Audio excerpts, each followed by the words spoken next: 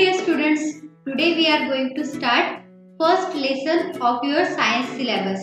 So in the 10th class you have two books. 10th class मध्ये तुमच्याकडे दोन books असणार आहेत, सायन्स फर्स्ट आणि सायन्स सेकंड. तर सायन्स फर्स्ट मध्ये तुम्हाला फिजिक्स आणि केमिस्ट्रीचे चॅप्टर असतील आणि सायन्स सेकंड मध्ये तुम्हाला बायोलॉजीचे चॅप्टर असणार आहेत.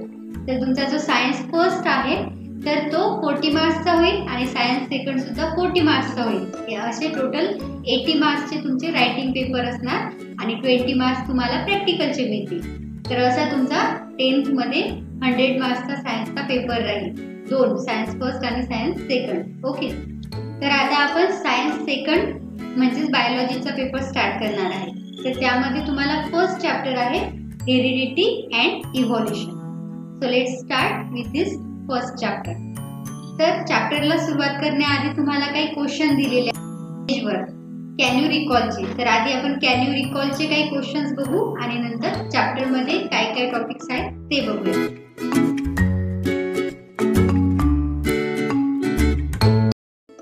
तर फर्स्ट क्वेश्चन आहे which components of the cellular nucleus carries hereditary characters. म्हणजेच की आपल्या सेलमध्ये जो न्यूक्लियस असतो तर त्याचा असा कोणता कंपोनेंट आहे जो की हेरिडिटरी कॅरेक्टर्सला कॅरी करतो. आता बघा, सर्वात पहिले तुम्हाला माहित पाहिजे की हेरिडिटरी कॅरेक्टर्स म्हणजे काय. तर जे पण आपल्याला आपल्या पॅरेंट कडून कॅरेक्टर्स मिळतात, बायोलॉजिकल कॅरेक्टर्स, जसं की तुमचा फेस स्ट्रक्चर, तुमची skin colour, eyes colour, hair colour, हे सगळे काय आहेत, हे आहेत बायोलॉजिकल कॅरेक्टर्स. आणि हे कॅरेक्टर्स प्रत्येक मुलाला आपल्या पॅरेंट्स कडून मिळतात आणि म्हणून त्याला हेरिडिटरी कॅरेक्टर्स म्हणतात. हे तुम्ही 9th मध्येच शिकले होता. तर हे जे कॅरेक्टर्स आहेत तर हे पास ऑन होण्यासाठी, कॅरी करण्यासाठी असा कोणता कंपोनेंट आपल्या सेलमध्ये असतो. तर बघा, आता आपल्याला सेलचं स्ट्रक्चर पहिले माहित पाहिजे. तर आपली जी सेल आहे तर त्यामध्ये 3 मेन कंपोनेंट असतात. ते कोणकोणते? तर सेलमध्ये जी सेल मेम्ब्रेन आहे ती, नंतर सायटोप्लाझ्म आणि न्यूक्लियस, हे 3 कंपोनेंट पासून आपली सेल बनते. तर सेल मेम्ब्रेन जी आहे ती सेलचं स्ट्रक्चर, शेप बनवते, जे आतले जे ऑर्गॅनिल्स आहेत त्यांना प्रोटेक्शन देते. हे सेल मेम्ब्रेनचं काम.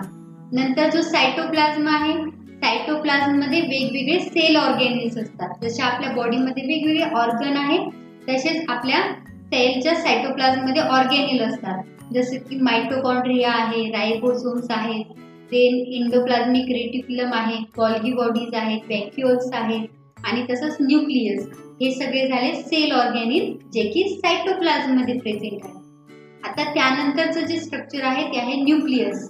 Nucleus it is present in the centre of the cell आणि त्याला मास्टर मोलिक्यूल सुद्धा म्हणतात, मास्टर ऑर्गॅनिल म्हणतात, कारण त्यावरच आपली जे पूर्ण वर्किंग आहे बॉडीची ती डिपेंड असते.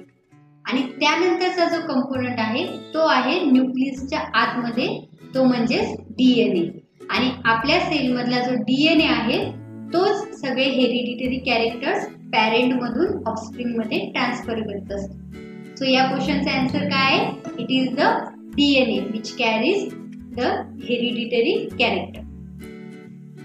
आता बघा, सेकंड क्वेश्चन आहे आपला what do we call the process of transfer of physical and mental characters from the parent to their offspring. की पॅरेंट टू ऑफस्प्रिंग जे फिजिकल आणि मेंटल कॅरेक्टर्स ट्रान्सफर होतात त्या प्रोसेसला आपण काय म्हणतो. आता मी आधी तुम्हाला सांगितलं की कोणते कॅरेक्टर असतात. जसं की मी तुम्हाला सांगितलं स्किन कलर, देन आपला जे फेस स्ट्रक्चर आहे, आईज कलर आहे, आईज शेप आहे, देन हेअर कलर आहे. तर हे सगळे काय झाले कॅरेक्टर्स. पण हे कोणते कॅरेक्टर्स आहेत? फिजिकल कॅरेक्टर, कारण हे आपल्याला दिसतात आपल्या बॉडीमध्ये. So they are the physical character. तसेच मेंटल कॅरेक्टर सुद्धा ट्रान्सफर होत असतात. जसं की एखादं पर्सन आहे त्याच्यामध्ये खूप अग्रेसिव्हनेस आहे, की त्याला खूप जास्त राग येतो, किंवा एखादं कोणी खूप शांत असते त्यामध्ये कामलेस असते, किंवा कोणी खूप हुशार असते. तर हे काय आहेत? हे मेंटल कॅरेक्टर्स आहेत जे की बिहेवियर वरून आपल्याला कळतात. तर काही वेळा हे सुद्धा कॅरेक्टर ट्रान्सफर होतात. जसे की तुम्हाला कधी म्हटलं असेल कोणी की तुम्हाला तुमच्या आईसारखाच लवकर राग येतो किंवा तुम्ही तुमच्या आईसारखे शांत आहात. तर म्हणजेच काय की तुमच्यामध्ये तुमच्या आईचे मेंटल कॅरेक्टर सुद्धा ट्रान्सफर झाले. किंवा तुम्हाला कधी कोणी म्हणते की तुमचं जे नाक आहे तुमच्या फादर सारखं आहे किंवा चेहरा तुमच्या वडिलांसारखा आहे, तर हे काय फिजिकल कॅरेक्टर आहेत जे आपल्याला दिसतात. तर असे कॅरेक्टर जेव्हा ट्रान्सफर होतात from their parents to offspring, त्या प्रोसेसला काय म्हणतात? सो त्या प्रोसेसला म्हणत असतात heredity. The process of transfer of characters from parent to their offspring, that process is called heredity. Okay, second question पण क्लिअर झाला. आता आपण बघूया थर्ड क्वेश्चन काय आहे. So now the third question is which are the components of DNA. DNA चे कोणकोणते component आहेत? आता डीएनए कसा आला आपण पहिलेच बघितलं की तुम्हाला क्वेश्चन होता की जी हेरिडिटी आहे, जे ट्रान्सफर होतात कॅरेक्टर, त्यासाठी कोण रिस्पॉन्सिबल आहे? तर आपण बघितलं की त्यासाठी डीएनए रिस्पॉन्सिबल असतो. तर त्यामुळे मग आता डीएनए कशापासून बनलेला आहे, डीएनए चे कंपोनंट्स काय काय आहेत? कंपोनंट्स काय काय आहेत म्हणजेच काय की डीएनए कशापासून बनलेला आहे, त्यामध्ये काय काय गोष्टी आहेत. तर तुम्ही डीएनएचं स्ट्रक्चर लास्ट इयरला शिकले होते. डीएनएचं जे स्ट्रक्चर आहे प्रॉपर स्ट्रक्चर, तर ते वॉटसन आणि क्रिक हे दोन सायंटिस्ट होते. तर त्यांनी त्याला डिस्कवर केलं होतं, त्यांनी बनवलं होतं. त्यामध्ये त्यांनी सांगितलं होतं की डीएनए हा डबल हेलिकल मॉलिक्यूल आहे. डबल हेलिकल का? कारण डीएनए मध्ये 2 स्ट्रँड असतात आणि त्याचं जे स्ट्रक्चर आहे हेलिकल आहे. म्हणजे एखादी जी ट्विस्टेड लॅडर असते, तुम्ही अशी एखादी लॅडर बघितली असेल जी ट्विस्टेड आहे, तर त्या ट्विस्टेड लॅडर सारखं त्याचं स्ट्रक्चर असते. So that structure is called helical. So DNA is a double helical molecule. आता तो कशापासून बनलेला आहे? तर डीएनए मध्ये मेनली 3 कंपोनंट असतात. That are first is pentose sugar. DNA मध्ये डीऑक्सी पेंटोज शुगर असते. तसेच डीएनए मध्ये सेकंड कंपोनंट असते nitrogen bases and the third one is phosphate group. याबद्दल आपण डिटेल मध्ये शिकणार आहे. आणि डीएनएचा लॉंग फॉर्म सुद्धा तुम्हाला माहित आहे. डीएनएचा लॉंग फॉर्म काय? Deoxy ribose nucleic acid.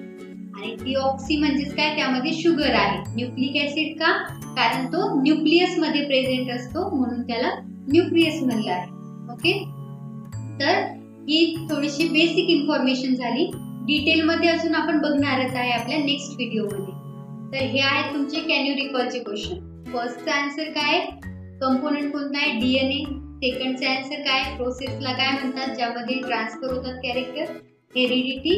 And our third question काय की कंपोनंट कोणकोणते आहेत? तर डीएनए चे कंपोनंट आहेत दॅट आर पेंटोज शुगर, आणि ती पण deoxy pentose sugar, then nitrogen bases adenine and purine, आणि देन फॉस्फेट ग्रुप.